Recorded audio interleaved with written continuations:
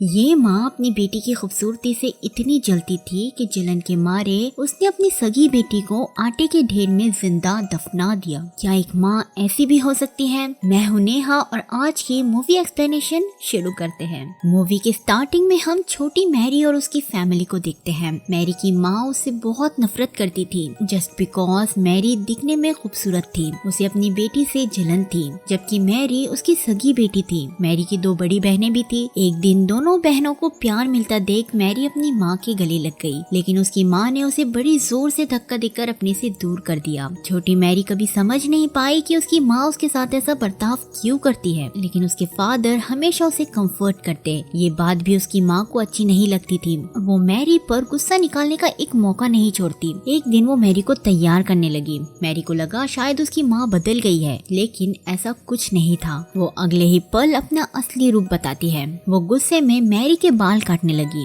वो बस उसके सिर में इधर उधर कैंचियां चला रही थी, जिससे मैरी को चोट भी लग गई। मैरी डर कर उससे दूर भागी और बेड के नीचे जाकर छुप गई। इससे मैरी की माँ को और गुस्सा आ गया। उसने मैरी को बुरी तरह पीटना शुरू कर दिया। उसने एक डंडे से मैरी के सर पर जोर से मार दिया और उसे आटे के ढेर में जिंदा ही दफना दिया। वो तो अच्छा हुआ कि मैरी के फादर ने एंड मौके पर उसे बचा लिया। मैरी बच गई थी क्योंकि उसके जख्मों में आटा घुस गया था, जिस वजह से उसका खून बहना बंद हो गया और ऐसे मैरी की जान बच गई। डॉक्टर तो मैरी के जख्म देखकर डर गए, लेकिन वो कुछ कर नहीं सकते थे क्योंकि उसकी अपनी माँ ने ही मैरी के साथ ऐसा किया था।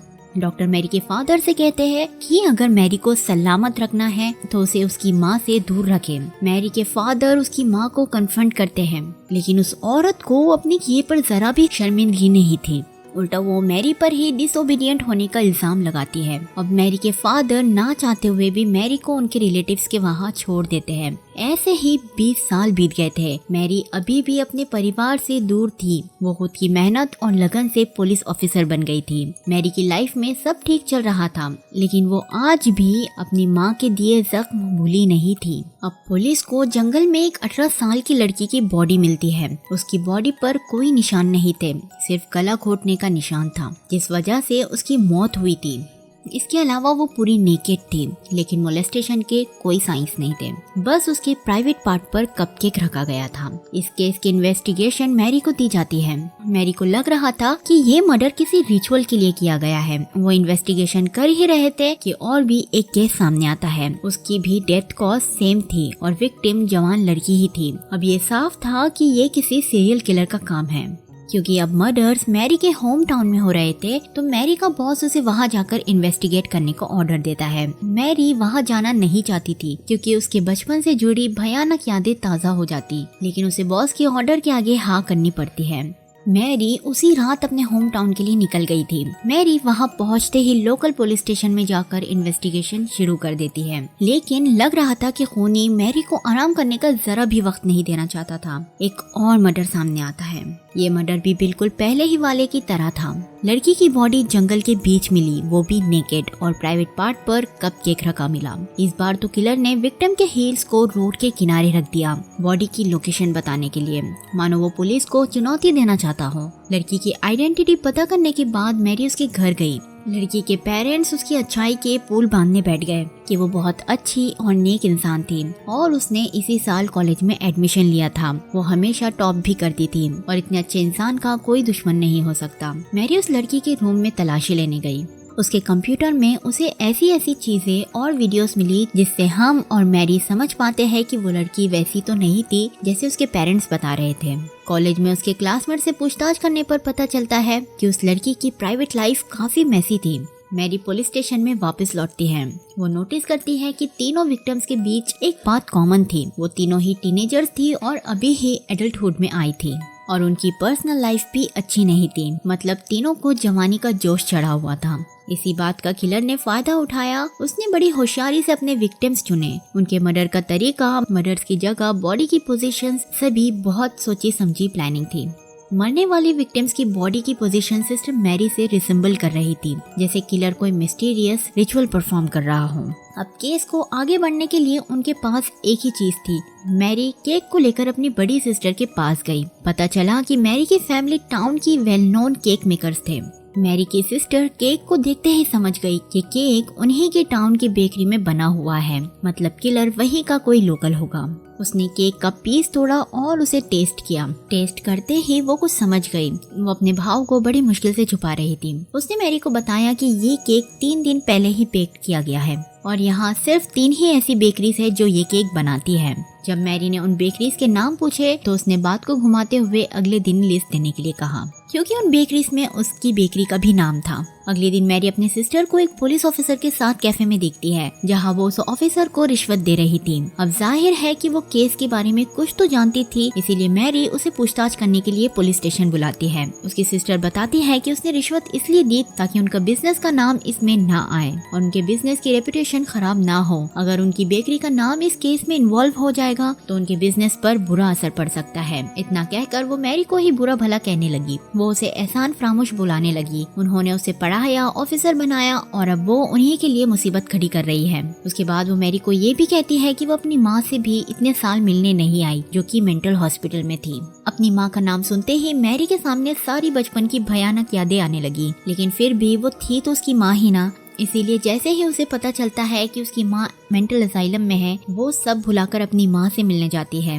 लेकिन पता नहीं उसकी माँ को मैरी से क्या दिक्कत थी, वो इतने साल बाद भी उसे देखकर उस पर हमला कर देती है। मैरी का दिल टूट गया था।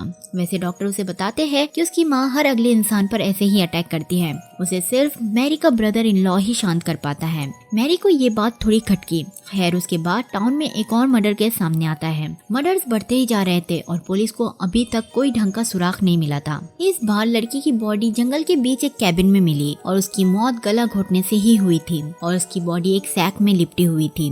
ये केस पिछले केस से थोड़ा अलग था, क्योंकि पिछली जो भी लड़कियों की मौत हुई थी उनके साथ कोई जबरदस्ती नहीं की गई थी, लेकिन इस लड़की को फिजिकली असॉल्ट किया गया था। मैरी समझ गई कि ये उस सीरियल किलर का काम नहीं है, बल्कि किसी और ने ही उन मर्डर्स की आड़ में अपने काम को अंजाम दिया। थोड़ी इन्वेस्टिगेशन करने के बाद पता चला कि ये काम उस लड़की के सौतेले बाप का था, जो उस लड़की से अट्रैक्टेड था, इसीलिए उसने उसके करीब आने की कोशिश की, लेकिन लड़की ने रिजेक्ट कर दिया तो उसने गुस्से में उसका मर्डर कर दिया। उसके बाद उसे टाउन में हो रहे मर्डर्स के बारे में न्यूज मिली। उसने सोचा कि अच्छा मौका है अपनी करतूत को किसी और के सर मरने का। खैर उसने सोचा नहीं था कि वो आखिर में इतनी जल्दी पकड़ा जाएगा। पुलिस उसे अरेस्ट कर लेती है। इधर केक मर्डर केस भी थोड़ा आगे बढ़ रहा था। मेरी फाइल रूम में पिछले फाइल्स के रिकॉर्ड चेक करने जाती है, ये देखने कि कई पास्ट में कोई सिमिलर केस तो नहीं हुआ था। हैरानी की बात थी कि 20 साल पहले भी ऐसे ही सेम मर्डर सामने आए थे, पर 8 साल पहले अचानक मर्डरर ने किलिंग करना छोड़ दिया और गायब हो गया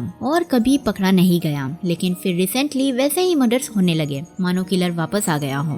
मैरी समझ पाती है कि 8 साल पहले किलर के साथ कुछ ऐसा हुआ होगा जिससे उसने किलिंग्स करना बंद कर दी और हाल ही में उसके साथ फिर कोई हादसा हुआ होगा जिससे वो फिर से मर्डर्स करने लगा। बॉडीज पर मिले केक के टेस्ट रिजल्ट्स भी आ गए थे और ये केक्स उनकी फैमिली की बेकरी के ही थे। मैरी अपनी सिस्टर को कन्फ्रंट करने जाती है। वहाँ मैरी को उसकी सिस्टर तो नहीं मिलती, लेकिन उसकी मुलाकात उसके ब्रदर इन लॉ से हुई। उसने मैरी को एक बात बताई कि हाल ही में उसका मैरी के सिस्टर के साथ डाइवोर्स हो गया है। वो मैरी से कहता है कि वो अपनी बहन का ख्याल रखे। वापस आकर मैरी को एक बात खटक रही थी। उसे याद आया कि उसकी सिस्टर की शादी तो ठीक 8 साल पहले हुई थी और हाल ही में डाइवोर्स, जो मर्डर्स के रुकने और होने से मैच करता है। जैसे 8 साल पहले ही मर्डर्स होना रुक गए और हाल ही में फिर से शुरू हो गए। इसके अलावा उसका ब्रदर इन लॉ बहुत आसानी से उनकी बेकरी से कपकेक्स भी ले सकता है। अब रात में मैरी अकेले ही उसके ब्रदर इन लॉ के घर पहुंच जाती है और जैसे कि उसे शक था, घर में मैरी को सभी विक्टिम्स के फोटो मिलते हैं।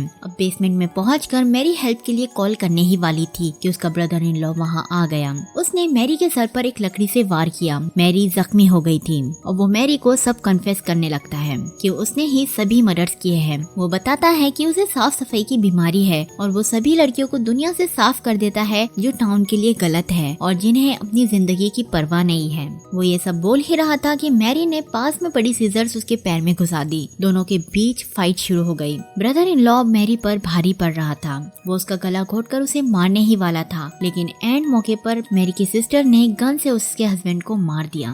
मूवी के लास्ट सीन में हम दोनों बहनों को घर के बाहर टाउन में जाते हुए देखते हैं। अब टाउन में जो सीरियल किलर का खौफ था वो खत्म हो गया था और ये मूवी यही एंड हो जाती है। चलिए दोस्तों, आज की वीडियो में बस इतना ही। मिलती हूँ आपसे अगली वीडियो में। आपको ये मूवी कैसी लगी मुझे कमेंट्स करके जरूर बताएं और हाँ, मेरे चैनल को सब्सक्राइब जरूर करिए।